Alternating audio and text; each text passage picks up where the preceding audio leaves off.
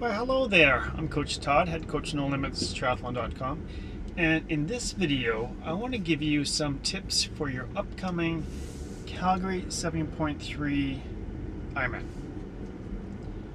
The race is on Sunday, and you may be getting super excited, you may be getting super nervous, or having emotions between the two. And what I'm going to do in this video is give you some tips that you can think about as you head into your race. Now, this may not be super planned out or super organized, because I just decided this morning, hey, let's create this video for you guys. So I grabbed some cameras, threw it on the car, and away we go. Right now I am driving to the lake. I am very fortunate to live in Auburn Bay. This is the community where the race is held, especially the lake swim. Now, just last week, everyone just got an email or Facebook notification saying, hey, the course is now 2 loops and it's going counterclockwise. So we're like, whoa, what's going on? For me, I swim in this lake way too many times, and we always swim around. We do a perimeter and we swim it clockwise. So for us, it kind of throws us into a bit of a loop, because now we got to swim the opposite direction. So today's Monday, and we're going to start by swimming the course, and we're going to do it counterclockwise. And I'm going to give you some tips. So this is my first time right now actually swimming the course 2 loops counterclockwise, and I'll be back to give you some tips about what I thought about the swim. You may be wondering, why should I listen to this guy? Well, I've done over 100 triathlons. I'm competing in my 15th Ironman end of the month. Third week in August. I'm doing Mont Tremblant. I've done a ton of 70.3s.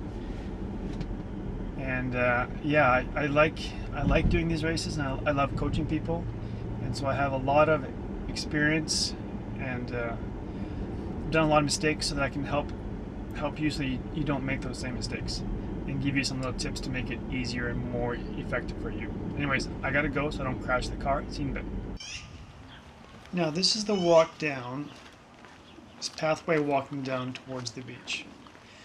See, some kids have some nice designs on the pavement, some superheroes. And this is the walk to the lake. It's a beautiful, beautiful day. And to the left is the beach, and somewhere along here is going to be the start of the race. So somewhere to the left. Now, there are 2 turn buoys out there right now, and I'm zooming in right now to find the first buoy, and this is the one to your right. So you'd head from the beach and head towards this first turn buoy. Once you get there, then you're going to turn left, and it's about 175 meters to the next turn buoy, which took me a while to find in the camera, but swimming it was pretty easy to find. And there it is. Let's zoom in so I can show you it. And then you swim all the way back to the beach, and it is a really nice swim. Okay, so we just finished the swim, and you know what? The new course is good. We really enjoyed it. It was 2 loops. In the beginning, though, I forgot to get this watch going, so I didn't have the distance. And we're not 100% sure where to start, so we started on the beach. And a tip for you guys, that when you start off, if we are running from the beach, there's a section of water that is not very deep. The way this lake is designed, they keep it quite shallow for the kids so that they can play around. Which means for us, we're going to have to be running in the shallow water for quite a while. And there's no point in you dolphin diving until you're quite far out. And the other thing you want to be careful of is, as it starts to get deep, there are rocks. They're probably rocks like this. And the rocks are there, again, to keep the kids from going too deep. So you need to be aware of, when you're running, you want to dive in just before the rocks are, so that you're not stepping on the rocks. Don't dive too deep so you're not going to be hitting the bottom. So just have a shallow dive so that you can start to swim. And again, when you want to start to swim, you want to have it so that it's deep enough that when you're stroking, your arm is not hitting the ground. And again, you're going to have to run, I bet you, maybe 25, 30 steps before you're actually able to do that. Then we started sighting, and again, this course is different because it's counterclockwise. And we swam towards the first buoy. The first buoy is quite small, but I know on a race day they'll bring up the big buoys and make it a lot easier. The sighting seemed to be quite easy. You're just heading towards the right, quite open. You take a left-hand turn and you're about 175 meters to the next turn. Turn around, come back to the beach. It's quite good. Today we had a nice calm water. Again, I thought it was great. But once you come back into shore, again, think about you want to swim past the rocks. There's not a lot, but there are some rocks. Swim past that before you stand up. And when you stand up, you're going to be like trudging through the water as you get onto the sand and turn around. I actually like doing the 2 loops and getting out of the water because it gives me a chance to clear my goggles. So my goggles today, they were horribly fogged up. I could barely see where I was going. So when you have goggles that are fogged up or if they're leaking, when you get out of the water, it's your chance to do this, clear them up and then go. This is a great tip for drafting. I'm not a huge fan of drafting, but if you are, this is where it comes into play. So with the 2 loop course, the first loop you swim by yourself. The second loop, when you come out of the water, if there's someone right beside you at the same time, this is what I do. I will slow down just a little bit and let that person go. Because if they started off at the same time as you and they're at the same spot as you, there's a very good chance that they're going to swim the second loop at the same pace you just did, right? So if you want to take advantage of that, you slow down just a little bit, let that person go, and even as they start swimming away, just back off a bit and then draft them the whole way. It's a great tip. It's totally legal to do that. Follow them around, and then when you come out, they're going to spend more energy than you did to do that second loop. The only problem I find is if that person is not a straight swimmer, you always have to keep following their feet. But that's a really good tip for the second loop of drafting. Okay, now onto the bike. Now let's talk about the bike. I wish I had time to go in the car, drive 90 kilometers and show you the course, but I just don't.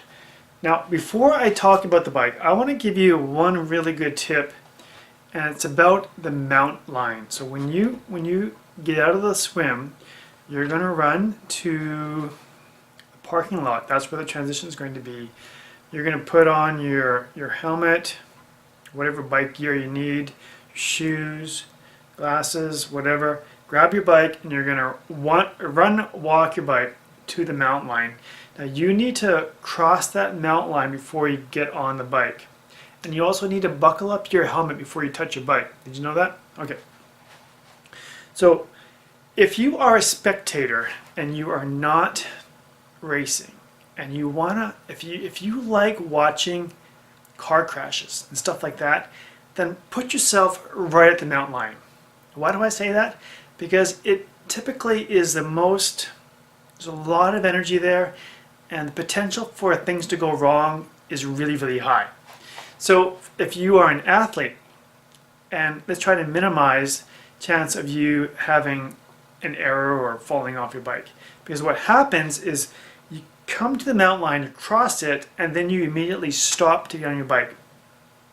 And if you're going with like 20 or 15 people, 10, even 5 people, you're all doing the same thing, you're trying to get on your bike and balance, there's a very good chance that someone's going to fall over, and it's almost like a domino effect. And it's really, really, really, really painful to watch. Painful to watch. Now, as an athlete, if you come out and you see all these people around you, and you know that you need to cross that mountain line before you hop on your bike, this is the tip that I like to do and like to give to my athletes is once you get across that line, if there's people around you, you run with your bike a little bit more. You run like 5, 10, 15, 20 feet until you have your space of road that's all to yourself. Get onto your bike safely, calmly, and ride away. And you leave the craziness behind you. And it's as simple as that.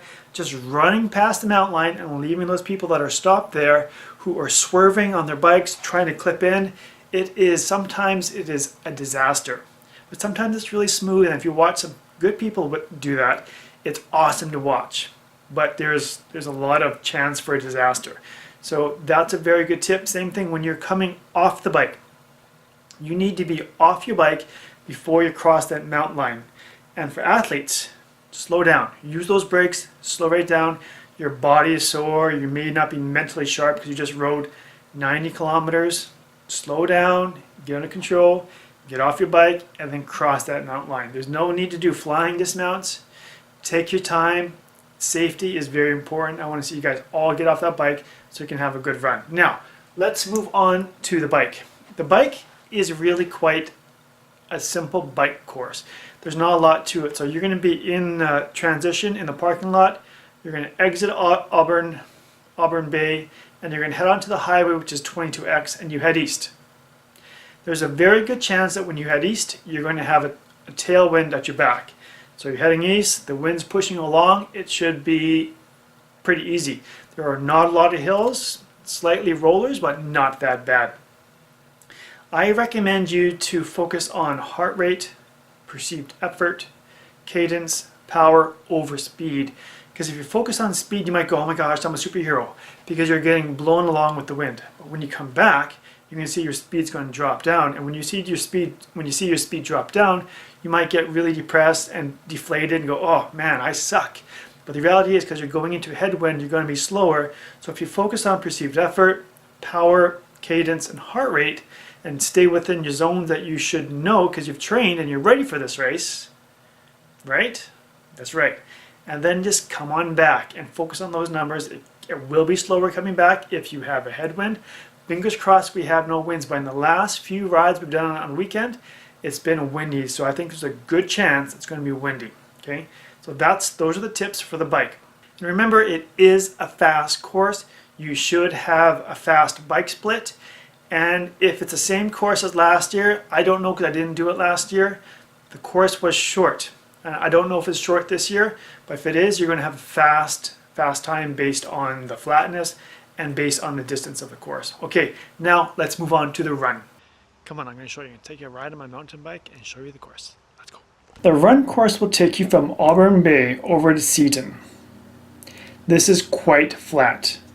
Now you will follow the pathway over to Cranston. This is slightly uphill. You're going to run over the highway, and now you're in the community of Cranston. Your first challenge of the run course will come as you head up the hill towards the ridge. This is not a long hill, but a fairly steep hill of a grade about 6 to 8%. Now you may find that you want to conserve your energy and walk up this hill. It will definitely tax you, but just keep going, because once you get to the top, it's going to be flat. You're going to have a very nice view. Whenever I get to the top here, I get here, just take a nice breather. I look to the left and I see this amazing view of the Rocky Mountains. Soon, once you're on the ridge here, it's going to be a slight decrease in elevation, and it feels really nice running along this. Soon you're going to come to a hill that's going to take you down to Fish Creek. It's a long, twisty pathway where you'll now, once you get to the bottom of it, you're going to now run a flat pathway in beautiful Fish Creek. The pathway here is going to be flat and shaded. You can be by the river, you can see lots of different birds. You will soon come to a bridge where you need to cross from one side to the other side. You know what, while you're doing this, enjoy the view and look around for pelicans. There's lots of cool birds around there. Once you get across the bridge, you're going to be taking a right-hand turn and head shortly to the run turnaround. Now, I'm fast forwarding to this hill because a lot of people have this question of how hard is this hill? This is the hill coming from the river valley up towards the ridge on your way back. Well, the grade ranges from about 6 to 10%. I ran this a few weeks ago and timed myself, and I did it about 2.5 minutes. This percent here is 8%. Once you get to the top, you can take a bit of a breather, try to get your heart rate down and in control. You're going to feel like this is a nice flat section where you want to just pick up the pace, but I encourage you to hold back a bit because the next section, it goes up again, and we're going to have a grade ranging from 1 to 5%. And a lot of people don't expect this, so hold back a bit here. After you get past this hilly section, then it becomes flat. You're going to head back in towards the highway area, and the grade goes up again. And just a slight elevation up, but it will slow you down. Your pace will be slower, and soon you'll be making your left-hand turn towards the lake, and soon enough you'll be at the finish line. There you go. There's some tips for your upcoming Calgary 7.3 half Ironman this Sunday. I hope you enjoyed the tips. I hope some of them you're going to take and use them, and they're going to make your race really, really good. Hey, as we race on Sunday and do all our stuff that we need to do on Friday and Saturday and Sunday, when you see someone who's part of the race, the organizers, the volunteers, a simple way to show our gratitude is to say thank you. There is a ton of work that had to be done to put on an event like this. So please show your gratitude to all the people that are involved in the race by just simply saying thank you and just showing, how much you appreciate them putting on the race. Because it's really awesome to have Calgary, to have an Ironman in Calgary. It really is special. Hey, if you enjoyed this video, give me a thumbs up, leave me a comment, give me something so that I know that you enjoyed this. And you know what, if you want to learn more about coaching with me, I have a brand new program coming out in the fall. It's called Map to Triathlon. And if you want to stay in touch with me, go to maptotriathlon.com and leave your contact information so that you can learn more about the program as it comes out. Hey, I'm Coach Todd saying thank you very much. I'll see you this Sunday, and I'm looking forward to racing with you, and happy training. See you later.